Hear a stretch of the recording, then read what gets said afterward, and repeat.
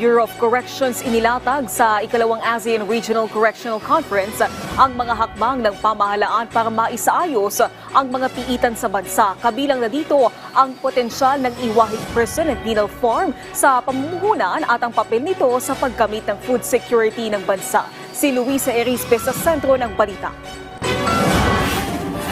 Hindi lang basta problema sa kulungan ang inaasahang mareresolba sa isinasagawang pagtitipon ng ASEAN countries para pag-usapan ang prison system sa iba't ibang bansa. Ayon sa Bureau of Corrections, inaasahan din na milyon-milyong investments ang papasok sa Pilipinas. Inilatag kasi ng Bureau of Corrections sa mga bansa sa rehiyon ang planong gawing PEZA zone o economic zone ang mga piitan sa bansa, partikular na ang iwahig prison and penal farm. After this conference, I was told by the PEZA Director General that investors will be coming in from Thailand, from Singapore and other countries because they want to also invest in the Philippines. Makabagong kulungan ang gagawin sa Iwahig. Ang plano ng Bucor sa 28,300 na ektarya ng lupa, karamihan gagamitin na para maging taniman ng mga produktong pang-agrikultura, fisheries at iba pa. Kaya sa tulong ng mga papasok na investment, magiging food security hub ang Iwahig. Number one, yung food security. Yun talaga ang problema ng bansa.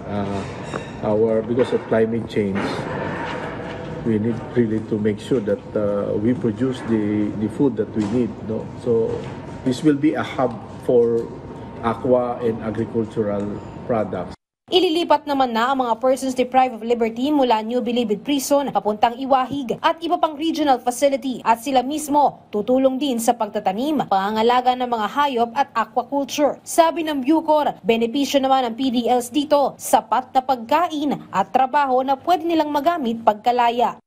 We want the PDLs to be relevant. We want the PDLs to be as early as now to be able to contribute something to the society. And when the time comes na ngayon may GCTA na ang dami ng laya, they are prepared to have a reintegration program. They really need a better place to live. Kasi nagkakasakit sila dun.